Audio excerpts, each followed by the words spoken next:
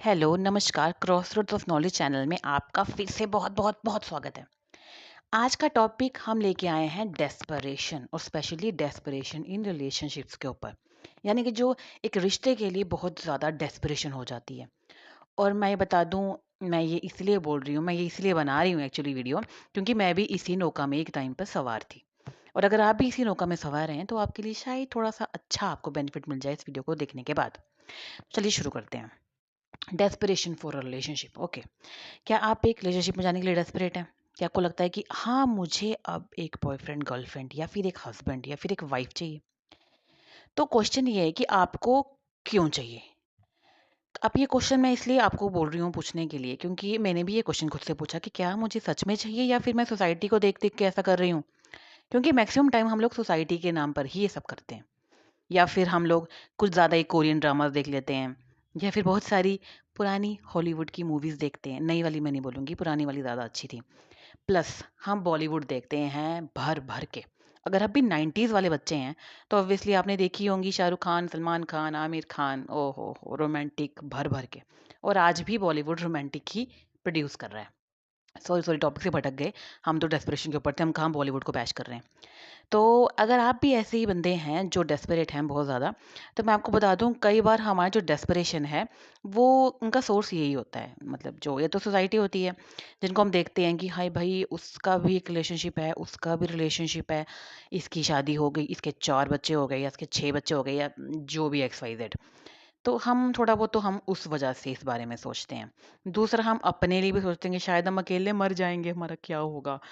ये भी कारण होता है। और कई बार आपके कई सारे और भी कारण होते हैं, जो पता ही है सबको।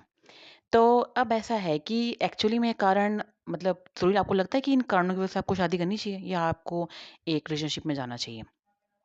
तो क्वेश्चन यहीं से आता है और आंसर भी यहीं से आता है, और इसी क्वेश्चन का आंसर करते हुए आपको पता लग जाएगा कि आपको रिलेशनशिप में जाना चाहिए या नहीं जाना चाहिए।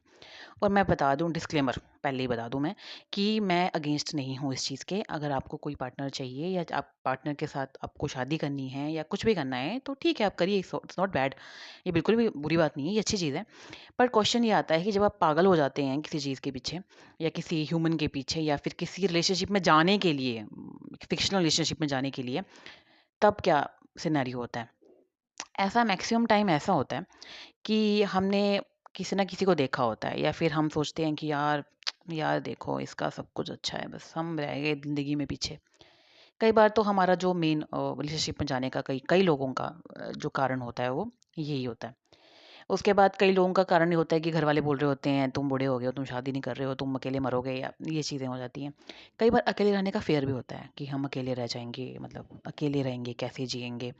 हमारा कोई पानी देने वाला नहीं होगा, अगर कहीं मर गए कल के बाद, बीमारी हो गई, सॉरी, मरने के बाद तो कौन पानी नहीं देगा, मतलब बीमारी के टाइम पर अगर आपको कोई पानी पूछेगा नहीं पूछेगा, बेसिकली तो यही एक फ़ियर होता है। और कई सारे दूसरे फैक्टर्स भी होते हैं जिनके बारे में हम किसी वक़्त बाद में डिस्कशन करेंगे। तो फिलहाल अगर ये 3 फैक्टर्स में से कोई एक फैक्टर आपका ऊपर लागू होता है, बेसिकली आप इसकी वजह से कर रहे हैं, तो मैं बता दूँ कि आप बिल्कुल गलत तरीके से एक रिलेशनशिप में जा रहे हैं। अब मैं इसका कारण बताती हूँ कि सोसाइटी प्रेशर जो है, उसमें किसी के साथ रिलेशनशिप में जाना, उस बंदे के साथ या उस बंदी के साथ भी एक तरह की चीटिंग है। अब ऐसा इसलिए क्योंकि शायद हो सकता है कि वो पर्सन एक पार्टनर ढूँढ रहा हो, जबकि आप तो बोल रहे हो कि मेरी मम्मी ने कहा था इसलिए शादी कर लेते हैं, या मेरे पापा ने कहा था इसलिए शादी कर लेते हैं। तो बेसिकली वो एक गलत फैक्टर है और ये सबसे बड़ा बिट्रेयल है जो आप अपने पार्टनर के साथ कर रहे हैं।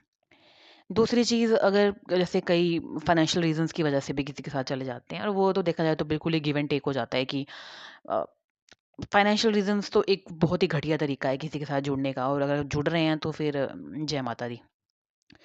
फिर जो नेक्स्ट हमारे पास फैक्टर आता है, वो आता है हमारी मूवीज़ और हमारे ड्रामास। और आजकल सबसे ज़्यादा चल रहे हैं कोरियन ड्रामास, जो बहुत ही ज़्यादा कंज्यूम हो रहे हैं इंडिया में भी और वर्ल्ड में भी। और उसमें जो फिक्शनल कैरेक्टर्स, सॉरी फिक्शनल नहीं होते, ओ आपको लगता है कि वो असली होते हैं, वो हो भी सकता है, वैसे मैं नहीं कह रही नहीं हो सकता। पर उसमें जो रिलेशनशिप बताई जाती हैं, जिसमें लड़का इतना अच्छा बताया जाता है और लड़की तो उससे भी ज़्यादा महान बताई जाती है, तो बंदा सोचता है कि यार वाओ यार, व्हाट ए थिंग, कितनी अच्छी चीज़ है। बट अगर आप उसको नॉर्मली देखें, मतलब अगर आप उसको मतलब एक तरह से प्रैक्टिकली सोचें, तो ये बहुत ही ज़्यादा टाइम थोड़ी देर के लिए होता है, और मुझे लगता है कि ये कितना इतना एफर्ट बंदा कब तक मार सकता है? क्योंकि अगर हम अपने स्पिरिचुअल टेक्स्ट में जाएँ या फिर अपने जितने भी हमारे संत महात्मा होते थे या हमारे जितने भी पुराने लोग आए हैं, ये जो इतने वाइज़ थे, इतने बुद्धिमान थे, उन लोगों ने भी यही बोला है कि सबसे ज़्यादा प्यार हम खुद से करते हैं, उसके बाद हम किसी और से करते हैं। अगर सबसे ज़्यादा प्यार किसी और से करते हो, तो वाओ! मतलब आप तो फिर भगवान की श्रेणी तक पहुँचने वाले हो। और एक्चुअली उनमें यही दिखाया जाता है कि लड़का एक्सट्रीम अच्छा है, लड़की के लिए ये कर रहा है, लड़की के लिए वो कर रहा है। मैं नहीं कहती नहीं करता होगा, करते होंगे। बट उसमें इतनी एक ऐसी इमेज दिखाई जाती है जो इमेज मैक्सिमम केसेस में नहीं होती है। अगर मैं बोलूँ 90% नहीं होती है। 90 भी शायद 95% नहीं होती होगी। 5% लोग ऐसे होते होंगे, मैं नहीं कहती नहीं होते, और वो शायद एंड तक भी ये चीज़ें करते होंगे। तो वो हो सकता है, बट 95% केसेस में ये सिर्फ साल 2 साल तक ही होता है। उसके बाद ये चाहे चाहे आप किसी से भी पूछ लो, किसी की अगर लॉन्ग टर्म रिलेशनशिप है आपके, किसी अगर आप जेन ज़ी वाले हैं और अगर आपके लॉन्ग टर्म रिलेशनशिप वाले कोई फ्रेंड्स हैं, तो आप उनको पूछ सकते हैं कि वो कब तक चला। साल तक, 2 साल तक ये गिफ्ट देने वाला सिलसिला, या फिर ये एक्सट्रीम किसी को अच्छा फ़ील करवाने वाला सिलसिला, ये जो कुछ भी है या ये सब कुछ है। तो वो आपको बोल देंगे कि यार इतने साल तक ये था। और मैरिड का पूछेंगे तो मैरिड लोगों का भी यही आंसर आएगा। और मैं ये नहीं बोल रही हूँ कि ये लोग, ये चीज़ें जो होती हैं लोग एंड तक नहीं करते। एंड तक भी कई लोग करते हैं, और वो एक्चुअल में होता है एक लव स्टोरी जो प्यार होता है उनको, तो वो एफर्ट्स करते हैं। ज़रूरी नहीं गिफ्ट से करेंगे, कुक करके कर देंगे एक दूसरे के लिए, किसी से चाय बना के कर देंगे, वो चीज़ें भी आती हैं। बट ये होता है कि ये काफ़ी फ़िक्शनल होता है, और इस फ़िक्शन को देख के हम सोचते हैं कि शायद ये रियलिटी है, जबकि ये रियलिटी नहीं है। और जो क्रिएट कर रहे हैं, वो भी जानते हैं, जो इसको बना रहे हैं, वो भी इसको जानते हैं। अब रिसेंटली एक जैपनीज़ पर्सन का मैंने एक यूट्यूब चैनल है, मैं उसको देख रही थी।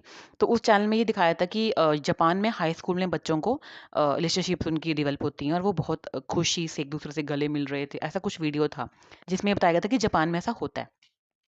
उस यूट्यूबर ने बहुत ही अच्छे तरीके से इसको बताया कि ये एक फैंटेसी है, और एक जापानीज़ लोगों के लिए भी ये फैंटेसी है। उसने बोला कि मेजॉरिटी ऑफ जापानीज़ को हाई स्कूल में रिलेशनशिप में नहीं होते हैं वो या तो पढ़ रहे होते हैं, या तो वो किसी और चीज़ों में, गेम्स में होते हैं कुछ। वो कहता है कि मेजॉरिटी ऑफ जापानीज़ जो हैं वो इन टाइमों पे रिलेशनशिप्स में नहीं होते हैं। उनके बॉयफ्रेंड गर्लफ्रेंड इस टाइम पर नहीं होते हैं। और उसने बताया कि वो खुद पोस्ट ग्रेजुएशन ग्रेजुएशन के बाद उसकी गर्लफ्रेंड बनी थी, और उससे पहले उसकी गर्लफ्रेंड भी नहीं थी।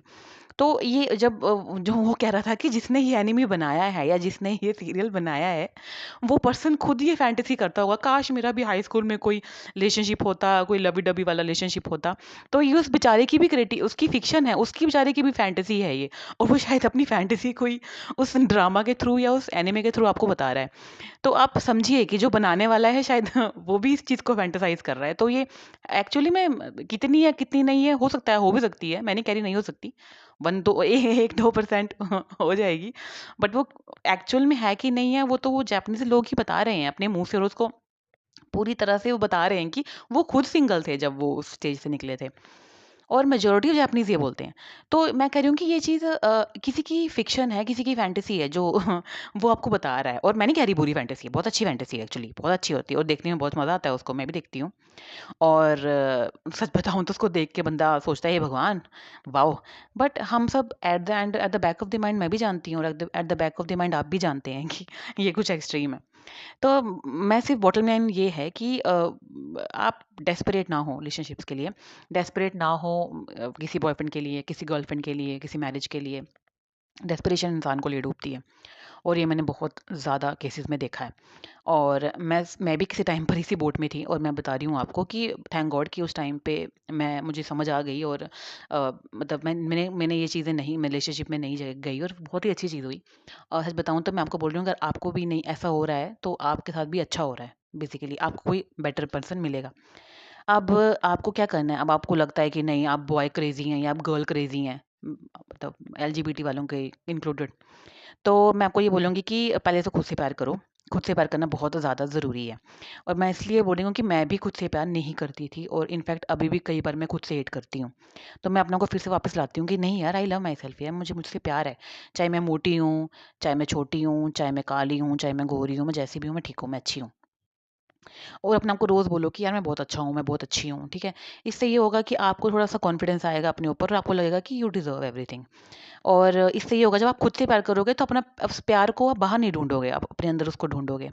और जैसे कि हमारे सेंट्स बोल गए हैं, सारे संत बोल गए हैं कि प्यार तो असली प्यार भगवान के साथ ही होता है एक्चुअल में, और जो बाकी हैं वो तो हमने अपने स्वार्थ के लिए रखा हुआ है। सॉरी पर वचन ज़्यादा हो गया। तो बात बेसिकली बॉटम लाइन यही है। और आप बोलेंगे कि भाई मैं तो अब इतना स्पिरिचुअल नहीं सोच सकता, तो मत सोचो यार, अपना काम करो प्रॉपर तरीके से।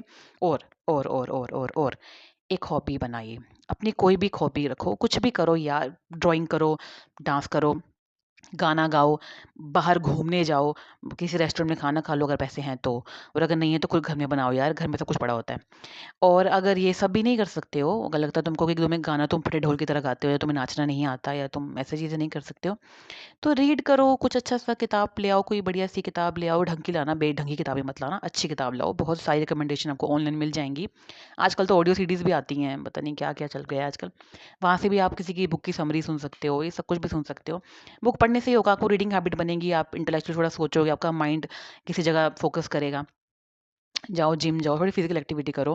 वैसे मैं भी फिजिकल एक्टिविटी कम ही करती हूँ, वैसे मुझे भी लगता है मुझे भी सुधार करना चाहिए, और आप लोग भी करो, आप लोग भी करो इस चीज़ को। मैं भी थोड़ा बहुत अगर जितना हो सकता है उतना मैं भी करती हूँ, तो आप लोग भी इसको थोड़ा सा करिए। और खुद से बात करो, चिल करो, लोगों को देख के इतना मत सोचो कि इसका ये हो गया, इसका ये हो गया, ये तो बहुत लाइफ में आगे हो गया और मैं तो पीछे रह गया या रह गई। कोई किसी का पीछे नहीं रहता, कोई किसी से आगे नहीं होता। एंड सबको सबका पता है, एंड में हम सबने मरना है, हम सब जानते हैं, और कोई जोड़ी में नहीं मरता, सब अकेले मरते हैं। कुछ होते भी हैं जो लोग किसी एक दूसरे के गम में मर जाते हैं, जैसे हंसों का जोड़ा बोला जाता है। मैं नहीं कहती कि वो लोग नहीं हैं, वो लोग भी हैं, बट मैक्सिमम लोग अकेले ही मरते हैं, और कई बार तो फैमिली का भी सपोर्ट नहीं होता अकेले मरने के टाइम पर। तो आपको लग रहा है कि मैं अकेले किसी कमरे में, अंधेरे कमरे में बैठ के मर जाऊंगी या मर जाऊंगा, तो मैं बता दूं कि कोई बात नहीं, इट्स ओके, मर भी जाओगे या एंड तो सबका यही है, चाहे अकेले मरो चाहे किसी के सपोर्ट में।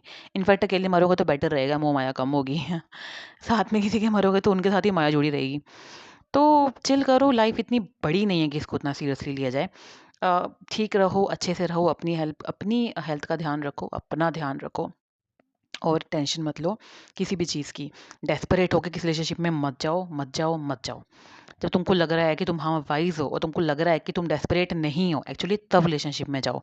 जब तुमको लगता है कि हाँ अब मुझे लगता नहीं कि मुझे किसी की ज़रूरत है, तब तुम्हें कोई मिलता है ना, दैट्स द बेस्ट थिंग मेरे हिसाब से। और मैं सबको ये बोलना चाहती हूँ कि बस खुश रहो यार, बस यही है इसकी बॉटम लाइन। और आई होप कि इससे आपको कोई बेनिफिट होगा, खासकर उन लोगों को जो थोड़े डेस्परेट हैं इस टाइम, इस रिलेशनशिप्स के लिए। तो आई होप आपको इससे कोई बेनिफिट हुआ, अगर बेनिफिट हुआ तो लाइक और सब्सक्राइब ज़रूर करना, और थैंक यू सो मच।